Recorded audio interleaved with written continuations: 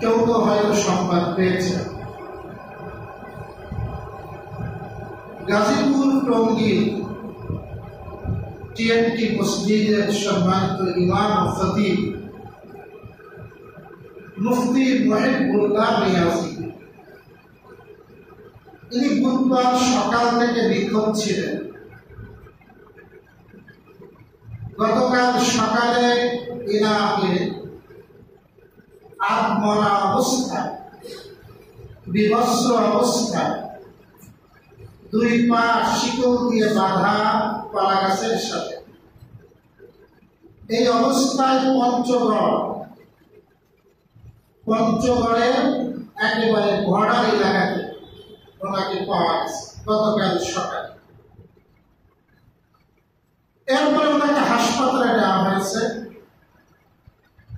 হাসপাতালের থেকে তিনি যে বক্তব্য জানিয়েছেন, তিনি মূলত উগ্র হিন্দুত্ববাদী সংগঠন ইসকনের বিরুদ্ধে মাঝে মধ্যে বক্তব্য দিতেন। বিশেষ করে এই সংগঠন লাভ ট্রাকে ফেলে ভালোবাসার নামে অনেক মুসলমান সন্তানদের মেয়েদেরকে ফুসলিয়ে ধর্ষণ করে। ওনার কাছে বেশ কিছুদিন যখন চিঠি আসে, একটা দুইটা এইভাবে প্রায় 10-12টি চিঠি ওনার কাছে আসছে, বেনামি চিঠি প্রথম। সেখানে তাকে হুমকি দেওয়া হয়েছে এবং সর্বশেষ যে চিঠি গত মঙ্গলবার তার কাছে আসে, সেখানে তাকে হুমকি দেওয়া হয় যে তুই এদেশে বর্তমান রাজনৈতিক বিভিন্ন দল এদের বিরুদ্ধে বক্তব্য দিবি, অখণ্ড ভারতের পক্ষে কৌশলে বক্তব্য দিবি এবং মুসলমান মেয়েদেরকে হিন্দু ছেলেরা বিবাহ করতে পারলে ভালোবাসা হবে, কৌশলে এই জাতীয় বক্তব্য দিবি। নতুবা তো খবর আছে। উনি বুধবার ফজরের নামাজের পরে উনি বাসায় হেঁটে যাচ্ছিলেন, অ্যাম্বুলেন্সে করে 4-5 জন ব্যক্তি জোরপূর্বক ওনাকে উঠায় নেয়। ওনার ব্রেন স্ট্রোক হয়েছিল, ব্রেন টিউমার, অপারেশনের রোগী। মনে করেন এত জোরে আমাকে মাথায় থাবা মারছে সেই অপারেশনের জায়গায়, আমার কানের শোনা বন্ধ হয়ে গেল এবং কাচের বদলে পানি ভরা ওই জোটাকে রানে বিভিন্ন জায়গায় খুব আকারে টর্চার করছে, বিভৎস করছে এবং মেরে ফেলারও হুমকি দিয়েছে। যাই হোক, হয়তো বর্ডার পার করতে চেয়েছিল, কোনো কারণে পারেনি। এই আত্মার অবস্থায় তাকে উদ্ধার করা হয়েছে। এদেশের প্রথম শ্রেণীর যে মিডিয়াগুলো সাধারণত এই জাতীয় বিষয়ে যত সংখ্যক উপেক্ষা করে, একজন আলেম, একজন মুসলমান, এদের রক্ত, এদের সম্মান, এদের ইজ্জত আপন কোনো মূল্য তাদের কাছে নেই। এর থেকেও নিম্ন ঘটনা যদি কোনো মুসলিমের সাথে হতো, তারা ধারাবাহিক একেবারে পত্রিকার হেডলাইন দিয়ে তার নিউজ ছাপত। এই গাজীপুরের ঘটনা আপনারা শুনছেন, এটাও মিডিয়ায় প্রথম যতবারে চাপাই গেছে। 13 বছরের একটা মেয়ে, 13 বছরের একটা মাদ্রাসায় পড়া মেয়ে, কতটার বয়স, এই মেয়েটাকে কয়েকজন এই ইসকনের সদস্য 3 দিন ধরে দলবদ্ধ ভাবে ধর্ষণ করছে এবং সরকার এগুলো প্রকাশ করতে চায় না, দেশে কিনা কি হয়ে যায়।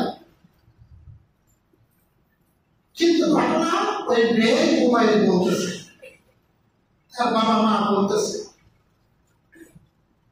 বুয়েটের এক ছাত্রের কথাও শুনেছেন, শ্রীশান্ত।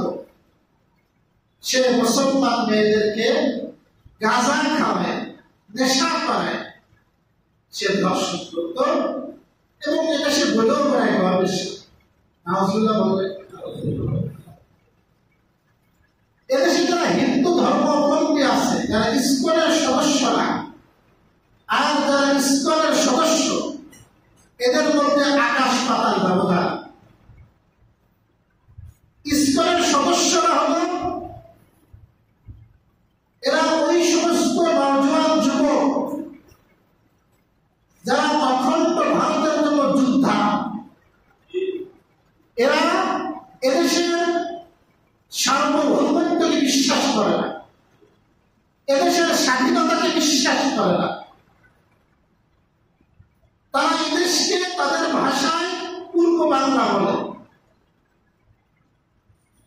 এবং যত প্রকার উগ্রতা থাকা দরকার সব এদের মধ্যে আছে। আপনারা দেখেছেন ওদের এক সদস্য চিন্ময় কৃষ্ণকে যখন গ্রেফতার করা হলো বাংলাদেশের পতাকা অবমাননার অপরাধে, প্রকাশ্য আদালতে সমস্ত মানুষের সামনে অ্যাডভোকেট আলিম ভাইকে কি নির্মমভাবে তারা হত্যা করেছে। এই করেছিল কারা? ইসকনের সদস্যরা। এইবার বলতেছে কারো বাড়িতে কিছুদিন আগে আগুন লাগছিল,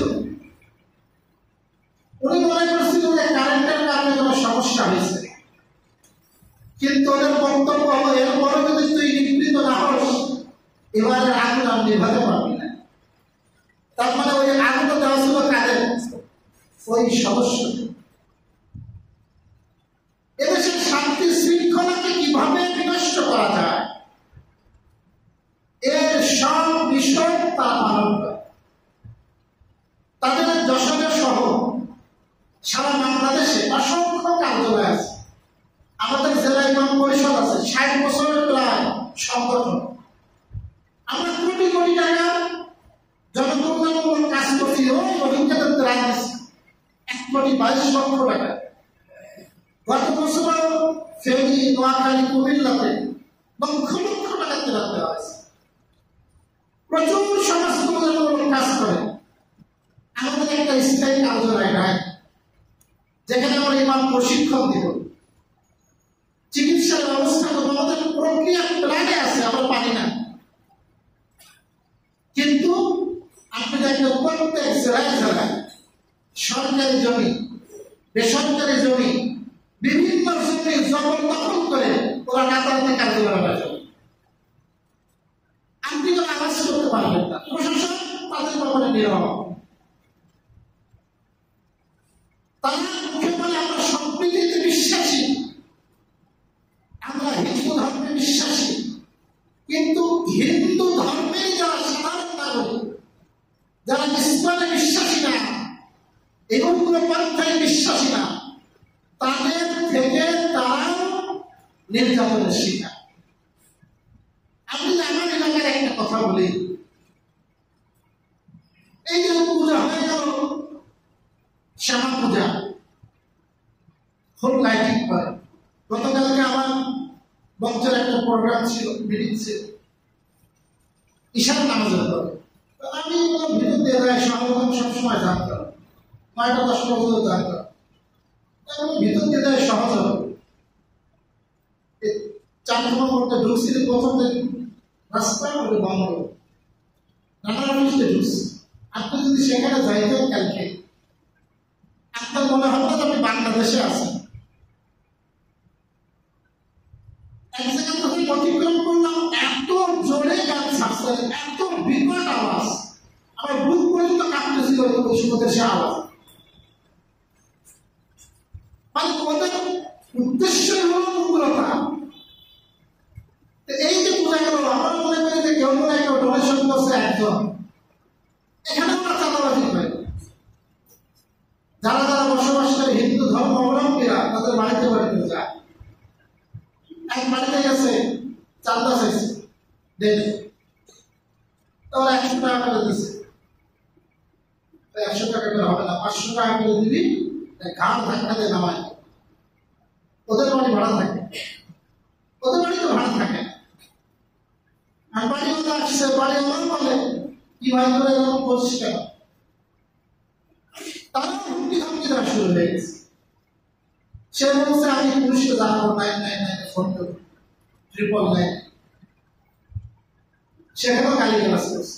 মানে এদেশের আইন শৃঙ্খলা তারা বিশ্বাসী না, কারণ তারা জানে তাদের শক্তি আমার আছে, এদেশের আইন শৃঙ্খলা তাদেরকে কিছু করতে পারে। দেখছেন না, বুয়েটের ছাত্র শ্রীশান্ত, পুলিশ একটা ধর্ষক, স্বীকৃত ধর্ষক, তার ঘাড়ে হাত দিয়ে কাঁদতেছে, বন্ধু জামাই লাগে, দাঁত বেলায় হাসতে হাসতে নিয়ে যাচ্ছে। এদেশের যখন ইসলামী তৌহিদি জনতা কোন আলেমকে গ্রেফতার করা হয়, হাতে হ্যান্ডকাফ থাকে, পায়ে বাড়ি থাকে, মনে হয় কোন খুনি আসেনি, আর ওদেরকে নিয়ে যাওয়া হয় কেমনে? জামাই আলেমদের হাসতে হাসতে। এই যারা ইসলামের সদস্য, এদের উদ্দেশ্যই হল এই দেশকে হিন্দু রাষ্ট্র হিসেবে পরিণত করা।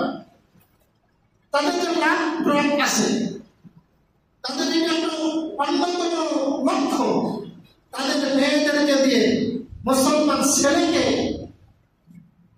এবং তাদের ছেলেদেরকে দিয়ে মুসলমান মেয়েদেরকে সম্পূর্ণ হানি করার চেষ্টা করা।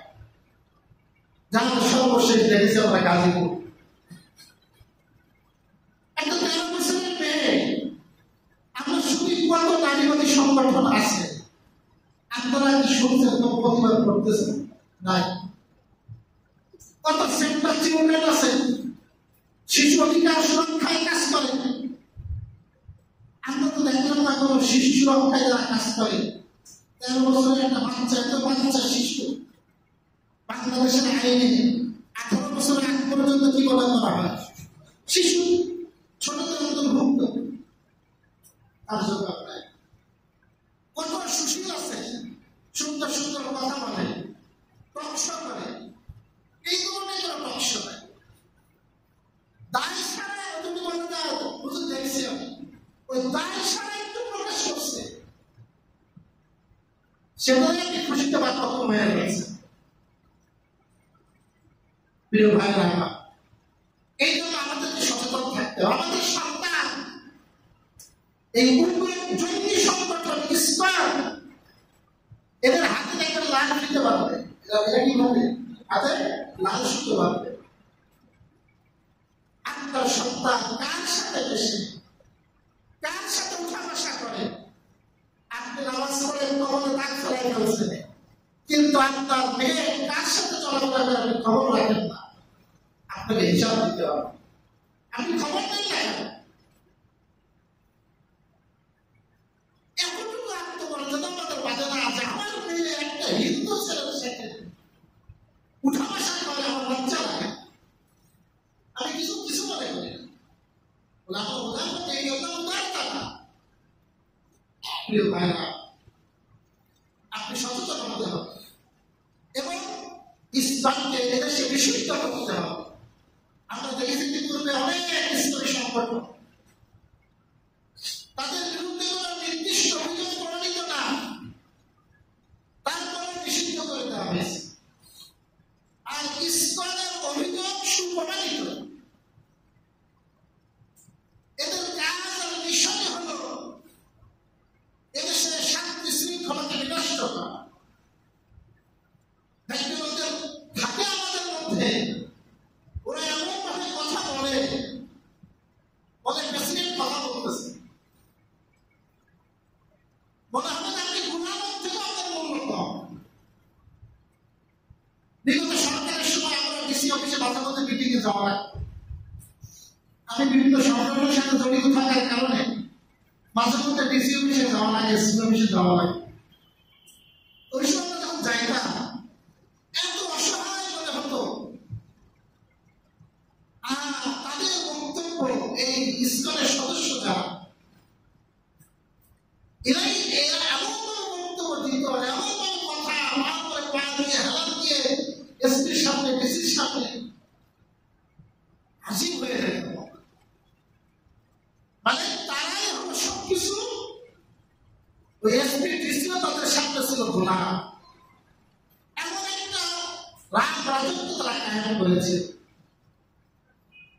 প্রিয় ভাই আমার, এই জন্য খুব সচেতন থাকতে হবে।